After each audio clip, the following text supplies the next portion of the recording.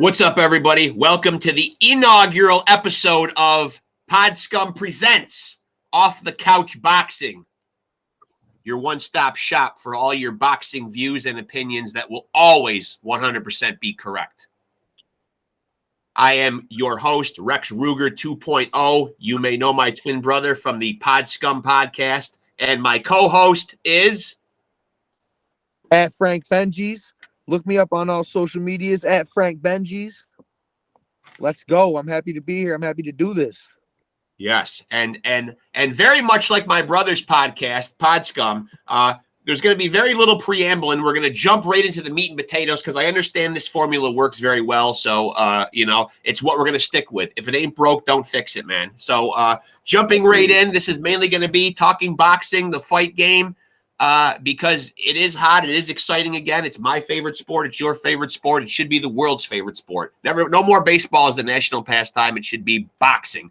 But we can't rewrite or change history. But one thing we're going to talk about tonight, the 135-pound lightweight division, which is a hot, exciting division right now. Which, once again, I will start by saying Lomachenko should be at the throne of this division right now. Yes. But he was robbed.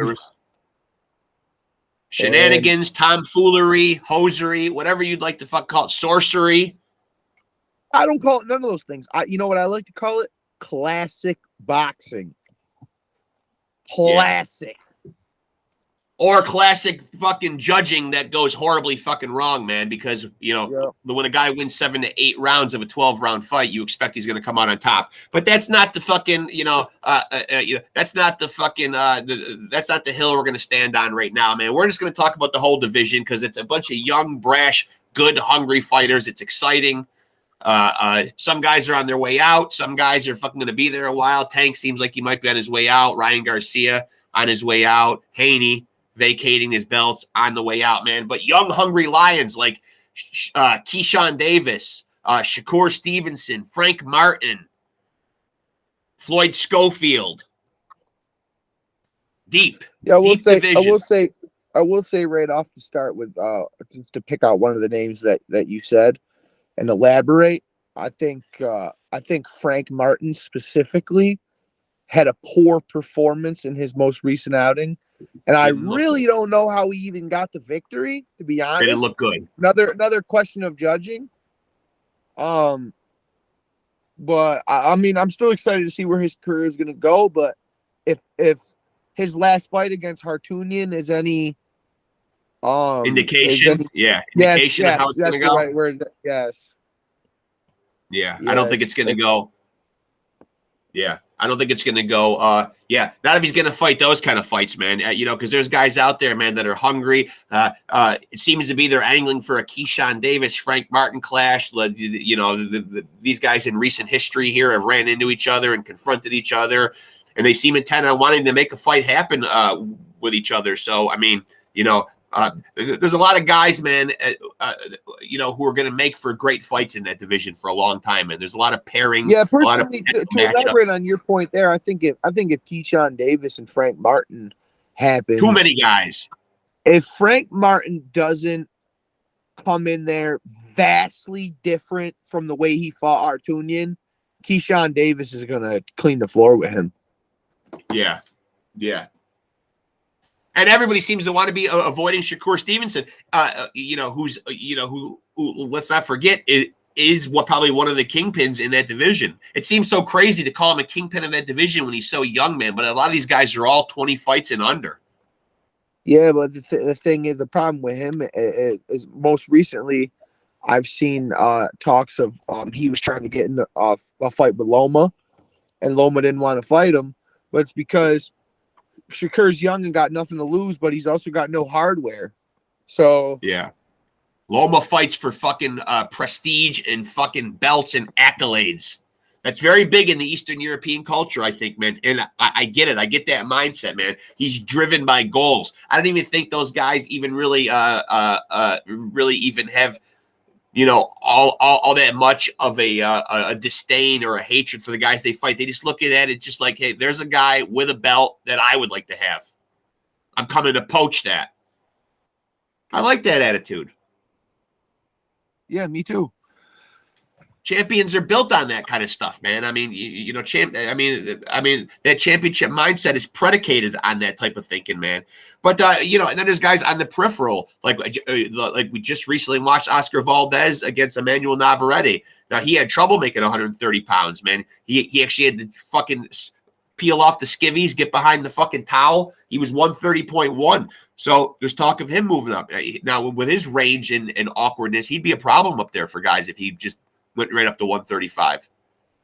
Yeah, that lunging, like off balance left hook he throw, that lead left hook. Yeah.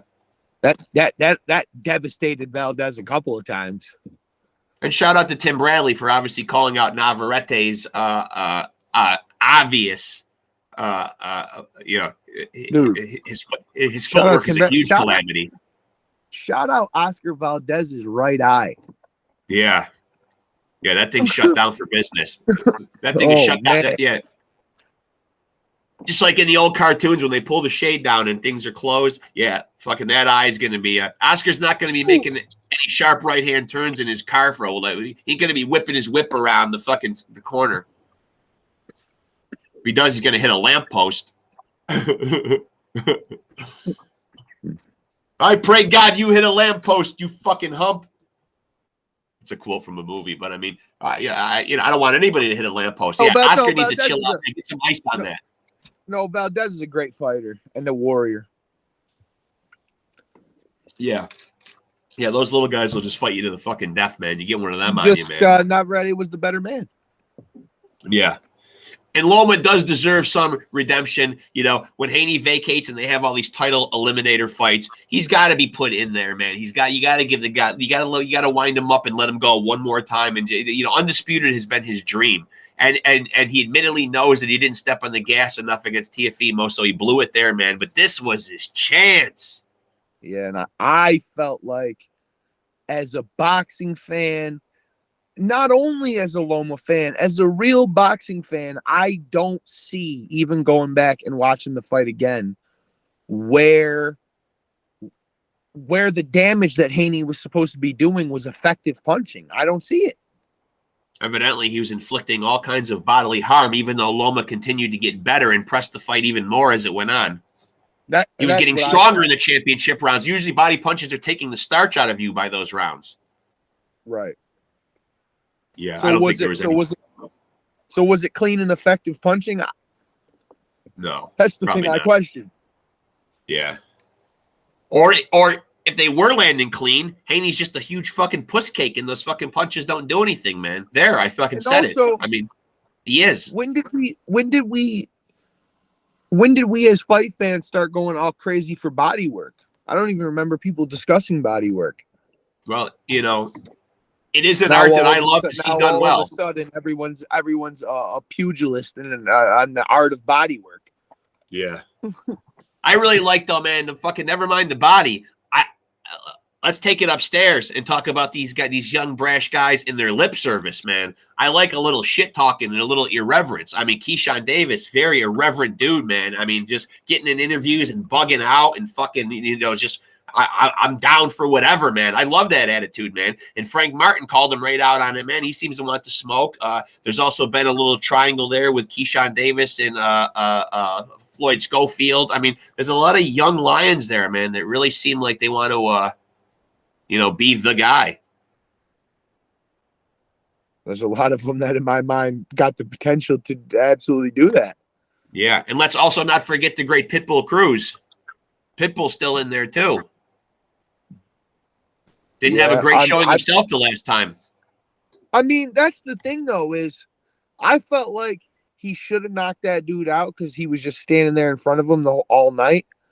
I forget what that kid's name was. But, yeah. But I don't think he had a bad Giovanni Cabrera? I think you're right, yeah. You're right. Yeah. That kid was handsome. And he left that fight handsome too, man, because he didn't get fucking touched. Although Pitbull did win. I mean, he didn't have an easy time with that kid. He didn't get touched. I don't know. I mean, come on, man. Like, guy. But I still feel like, man, did he really rock him, though? That guy was much bigger than him. That guy's not suited for that weight class. Yeah, that's why Navarrete would be such a problem going up to 135 pounds, man. He's all just gangly elbows and fucking horrible footwork, man. Just coming lumbering at you, man. But it fucking works. It fucking works. I don't know why it works, but apparently, man, like you can do the fucking freaky zombie fucking walk down move when you're Navarrete, man, and come at people, man, octopus style. He's an octopus with a cowboy hat on. Gotta love him, man. I mean, comes in there, man. First thing the commentator said, looks a little doughy around the middle, but don't let that fool you. I'm not, man. The guy's ripping off fucking 5-6 punch combinations, man, constantly. See, that's the kind of guy that should go up to 135 and test some of these young guys. I think him and Pitbull could be a good fight. Pitbull almost fights like Tyson. Just his hands are up like this. And and of course, we knew that. And of course, we knew Devin Haney was going to tuck tail and fucking run. He don't really want a lot of smoke with a lot of these 135 pounders, man. But I can only keep my fingers crossed that he'll move up to 140 as he's going to. And Regis Prograis will take his fucking head off, God willing. I don't think he even wants to fight Prograis. No, he had an easy path, man, to getting all those undisputed belts, man. He really did. Yeah, Kambosos sucks.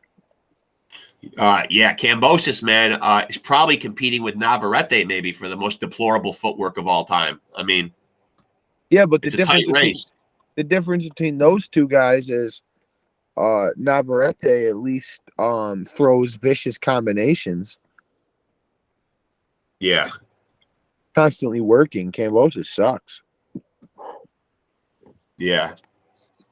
And Tank, man, it's hard to have a lot of it's hard to have a lot of respect for Tank Davis these days, man. You know what I mean? Like when you're seeing videos popping up of him in domestics with his woman, dude. I mean, I that's not a good look, man. You want to be the face of boxing, but you're going to attach yourself to all this drama.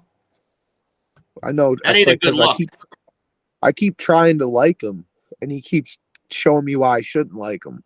Yeah. Well, come on, man. I mean, for all our fellas out there, man, I would hope that our audience would know that, man. That come on, man. You're keeping your hands to yourself when it comes to women, man. I mean, and this is not a one-time isolated incident. Hands are licensed. I know. You punch grown men for a living. Yeah, come on, save them hands, man, because there's people out there that want them. Isak Pitbull Cruz wants to see him again, man. Come on, man, go see that man again. He gave you a good fight. Wants to see him bad in the worst way. And notice, I would like to give myself a shout out to Pitbull Cruz's people because I did say Isak Pitbull Cruz. A lot of people go Isaac. It does look like Isaac, but it's not. Man's name's not Isaac. It's just not. But Loma certainly, man. I can't even believe that Kambosos is going to be in this 135 pound IBF eliminator, man. This guy really is. I don't know. He's got 9 lives, man. He just keeps having these lackluster performances. Somehow keeps worming his way into title fights. Yeah, he landed one great right hand.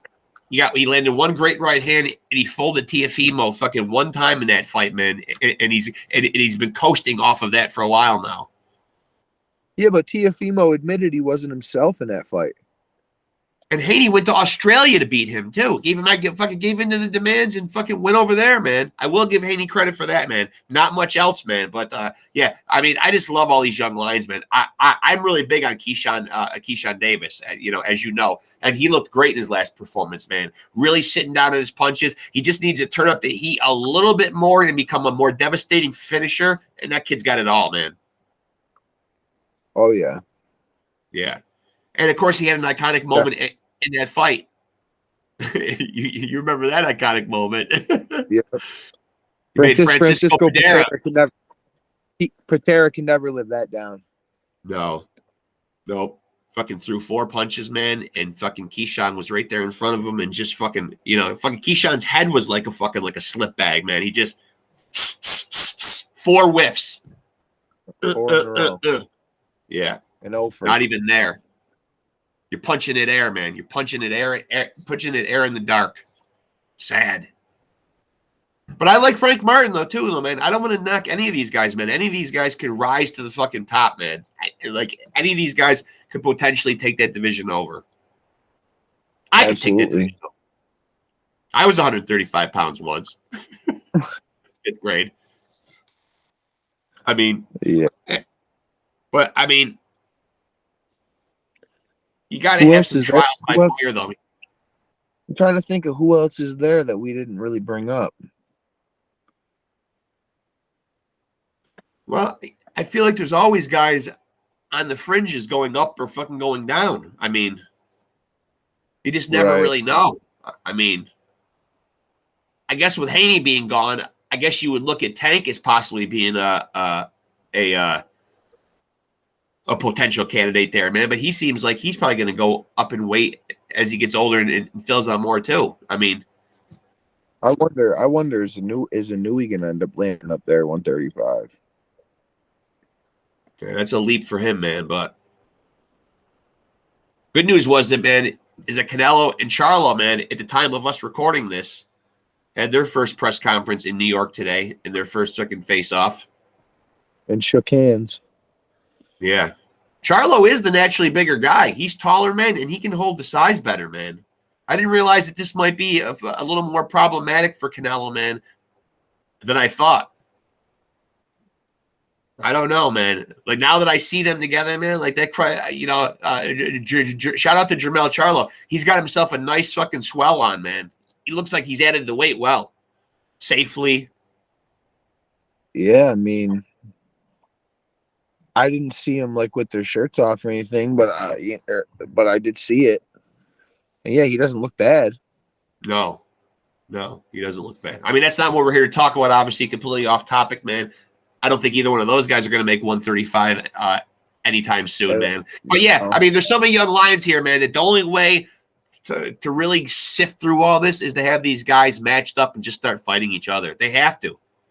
Right. There's no other way. And shout out to Frank Martin and Keyshawn Davis for actually at least having a conversation about it. I don't know, wherever they were, but Keyshawn was having a word with a journalist or a reporter, and I think so was Frank. And he looked over and saw him. Boom. Fucking made a beeline right for him, you know? Hey, you know, you're bumping your gums. I'm bumping my gums. Seems like we're on a collision course for some fucking static here. So let's get it. And I like that. I like that attitude. And shout out to Floyd Schofield. He's another guy that does that too, man. You know, he'll jaw back and forth. I mean, we didn't bring him up. No, Kid Austin. We don't want to forget about him, man. Yeah. He enters into this picture. Absolutely. I actually think a great fight would be him and Pitbull Cruz. A couple of heavy punchers. Yeah, it would. That'd be a good one. Yeah. It would be a good fight. And he's already got like fucking he's somewhere in that 15 to 20 fight range, man. And you know, Pitbull Cruz doesn't have that many more than that.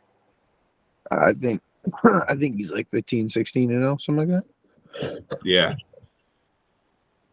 But we should, but at the point we made at the top of this all, we should be sitting here talking about Vasily Lomachenko being the undisputed champion at 135 pounds right now. Shout out to Loma. Right. The people know you won. You know what I mean? If I may quote our great American poet / boxer, Adrian Broner, the hood knows you won that fight, Lomachenko. We know. The people know. Right. I mean, come on, Adrian Broner didn't win that fight, though, that the hood said. He said the hood said he won. No. He got spanked. Even all the hood. Yeah. Even when he went back to his hood, man, his hood was telling him, Pac-Man beat you up. Come on. Yeah, dude, you lost that fight. Yeah. But in this case, though, man, you know, this this Adrian Bronerism fits the occasion perfectly for Lomachenko. You know, because the people know. Yeah, and now people want to backpedal and say they go back and watch the fight and hey, what do you know? There was some great body work being done by great body work would have been all the starch and the piss taken out of fucking Lomachenko in those later rounds. And it wasn't the case. He was fighting the best in those rounds. Well, right. That would have been if you break a guy down, then like round 9 or 10, you were able to go in there and finish him off. I've done it many times. Because he's going to be, tired and worn down from the body work. He's not going to have starch on his punches. Yeah. Nothing he was doing was slowing Lomachenko down. Right. Nothing he was doing was slowing Lomachenko down. It just wasn't going to happen, man. It was not going to happen. I mean, Lomachenko is so honed in on wanting to be undisputed. It means the world to him, man. I brought him to tears afterwards. Absolutely. I mean, this is what these guys work for, man. You know, man, like there's a pride to it, man. You know what I mean? Like there's a, you know, it's displaying these accomplishments and saying, look, I was decorated. I wasn't just doing this to make some bucks or whatever. I was decorated at this. I won belts. I won medals. I won trophies. You know, I mean, right. I get it, man. I get it. It's about the accolades, man. I mean, you know, I mean, yeah, you're a prize fighter, man. You want to get paid for it, man. But you want to be like the best at your craft, which Lomachenko at one time, certainly nobody would take that away from him. The best at his craft. Still very high level fighter. I mean, you could argue that 2 of his losses are the fix was on. Well, Teofimo, I think even he would admit that. No, Teofimo beat him. Yeah. Orlando Salida was a little bit fucking riddled with fouls, and that was early in his career. And people even, even contend that he may have won that fight too, man. And then this robbery a couple of months ago, shameful. Right. Who was the one with the terrible card? Let's call him out right now. Right. So you figure if those 2 fights are the other way, or even if the Haney fight's a draw, Loma's sitting at 18-1-1. Yeah. It's a lot different of a record than 17-3.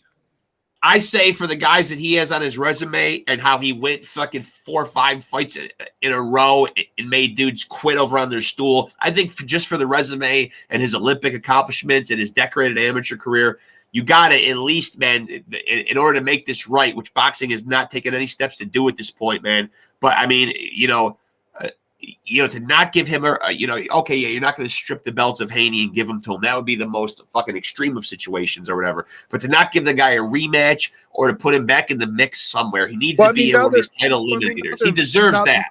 Now those belts are vacated, so hopefully, he's one of those top contenders that gets a shot at one of them belts and then can, work off that and try to unify.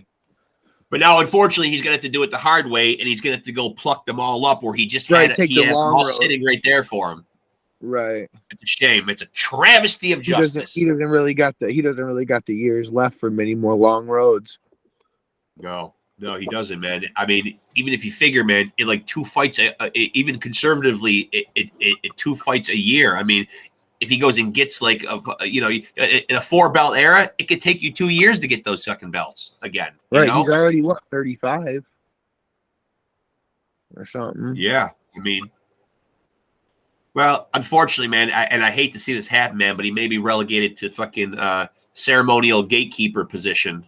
I mean, yeah, he's not that kind of guy, though. He's not going to relish that role. I don't think he's going to take it. I think he would just as soon walk away from the sport. He wouldn't be that guy. And there's nothing wrong with being a gatekeeper. A lot of great ones out there, man, that are the measuring stick. Here's the bar. Step up and see if you're ready to go above and beyond that. And I love those guys, and those guys need to exist. Hey, man, before we wrap this first one up, what is the fight at 135 right now? The top number 1 fight that you need to see right now?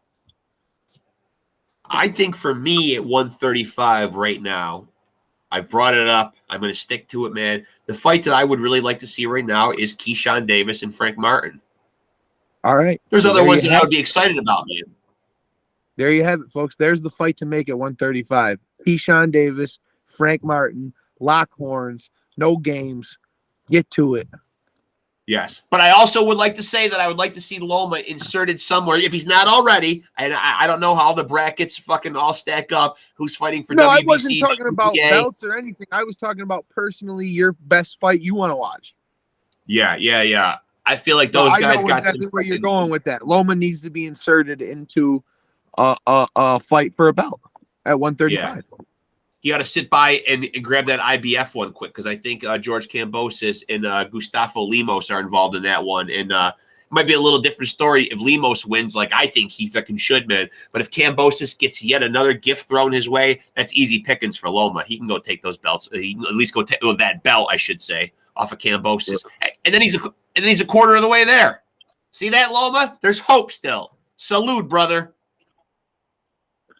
Well, so I mean, yeah, I guess there's a lot to talk about at 135 pounds. And for boxing fans who are casual or who know, I don't need to tell them, man. 135 pounds is a hot division right now. Everybody always loves the welterweights, and of course, people love the big guys and the heavyweights or whatever, man. But 135 is fucking smoking right now, man. There's a lot of talent there. It's deep. It's fucking deep. It's a division to fucking watch, man. And if I can get down 120 pounds, I'm throwing my hat in the ring.